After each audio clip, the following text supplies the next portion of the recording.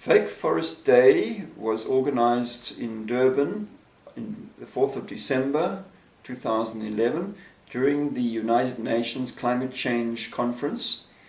It was part of the civil society program held at the University of KwaZulu-Natal, and the reason we decided to have this event was because there was another formal event sponsored by the South African government and various other international organizations, which was organized by CIFOR, called Forest Day 5 on the same day. We have a problem with the program for Forest Day 5 because it was mainly promoting RED, or RED+, reducing emissions from deforestation and forest degradation, which is a system supporting the trading of carbon credits and allowing polluters in industrial countries to offset their pollution against forest conservation projects in developing countries in Africa, Asia and South America. One of the problems we have with RED is that it is also promoting timber plantations, monoculture tree plantations, as a way to sequester carbon, which can also then be used as an offset against more polluting industrial activities. And we believed that the people coming to Durban for the COP also need to know the other side of the story, which is that timber plantations are not forests, that they in fact do a lot of damage to the environment, that they are harmful to communities, and that they are the cause of much pollution, especially when their products are manufactured or the timber is processed into paper and packaging in the large pulp and paper mills that we have here in South Africa and in many countries around the world.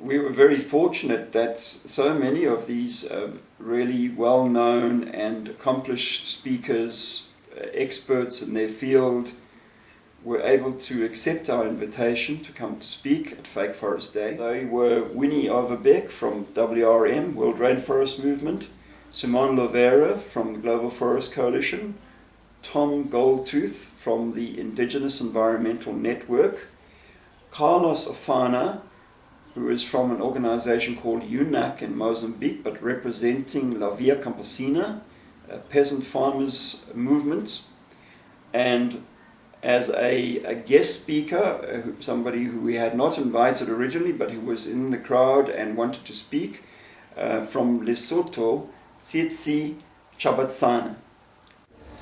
In Brazil, the local communities, they call the tree plantations a green desert.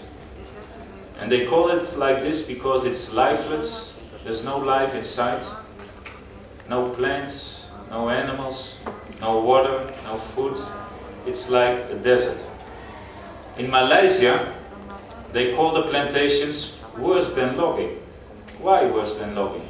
Well, they say in their forest, when the logging companies come, they take out the most valuable trees and they go away and they leave the land. When the tree plantation company comes in, they take out the valuable trees, they burn what is left of the forest, and they stay. And they plant the eucalyptus trees, or the acacia trees. In South Africa, people have called the tree plantations the green cancer, because it grows in a very uncontrollable way. It just expands, and here you have a lot of invasive plantations, where our comrades from South Africa will talk about later. And it's like a cancer. It's destructive for the soil, for the communities, for the land. And maybe summarize this, an indigenous leader from Brazil, he defined eucalyptus plantations like a dead forest that kills everything.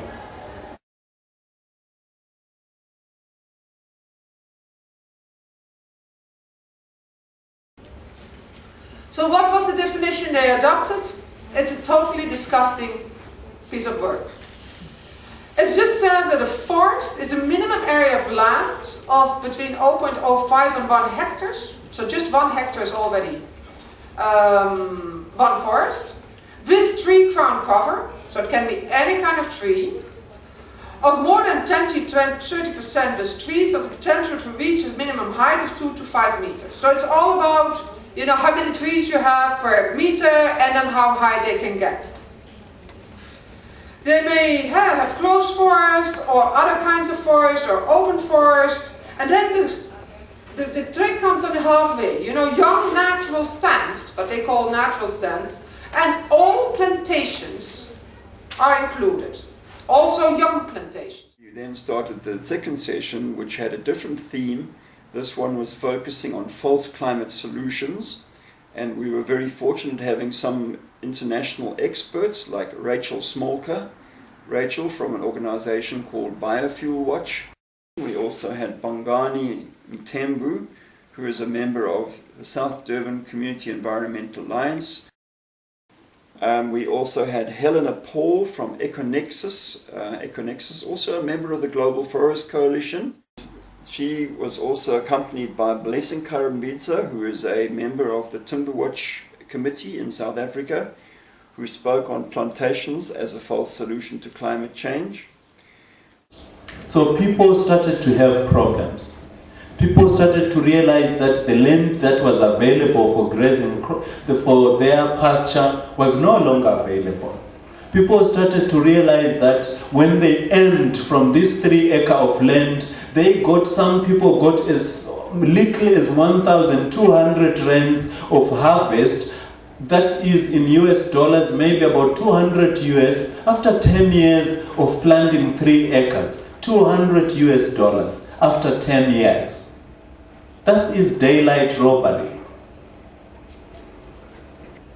The problem is, of course, and anybody with common sense knows this, if you burn a tree, maybe a 100-year-old tree, it's going to take at least 100 years under the very best of circumstances for that amount of carbon to be reabsorbed into the next growth, the next tree growth. And that, again, doesn't even take account all those other emissions that I mentioned. So this is called a carbon debt. It's the time between when you burn the thing and the carbon's emitted and the time that we assume someday in the future that that amount of carbon will be resequestered. It's called a carbon debt. And a lot of scientists have come up with estimates of that when you burn wood from forests, you create a carbon debt that is at least decades, if not centuries long. That's time that we don't have. And the other key factor to understand is that burning wood actually releases more carbon into the atmosphere even than burning coal. During the second session in the afternoon, we had different speakers speaking on the topic of governance and global policy, which we consider to be one of the real problems in the international scenario where plantations are being promoted by the United Nations and large organizations like the World Bank, and of course having a lot of negative impacts on the ecology and on communities. Our first speaker in the afternoon was Anne Peterman from the Global Justice Ecology Project, and she spoke on genetically altered trees and climate change. In the afternoon too, we had Philip Owen from Geosphere, another South African organization based in Mpumalanga province, and he spoke on the problem of certification. Certification is not the right choice. FSC gets it wrong. During the third session, we also had Larry Lohman, also an old friend of Timberwatch, going back to 1998, and he is from the Corner House, an NGO doing research in the United Kingdom, and his topic was on how colonialism affects plantations. One of the main technological features of this system are these huge pulp and paper machines. Enormous machines that produce huge amounts of paper and require constant amounts of uniform raw material to feed them day and night. Why? Because they're expensive and they're big. And if you let them stop for even 24 hours, you lose your money, you lose your investment, you can't pay back the banks. It's necessary to have this constant supply of raw material. What does that mean? Number one, it means big areas of land. It means colonial practices, colonial takeover of land. Number two, it means uniform trees. You see the equation at the top. You have to have all the same trees to give yourself uniform raw material. In fact, not just the same species, you need the same variety. Maybe even the same kind of clones, maybe even genetically identical trees, maybe even genetically engineered trees like Anne was talking about earlier. The reason that we got involved in GE trees in the first place was because we found out that the United Nations Framework Convention on Climate Change, this COP that's happening here, had agreed that genetically engineered trees could be used in plantations, tree plantations designed to store carbon. At the end of the day, the event was considered a great success.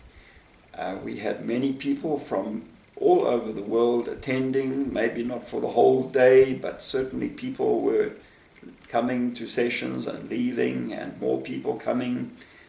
And we would like to particularly thank those who supported us in this way by giving time to present at the event, but also to those who assisted in other ways with the organization of the event.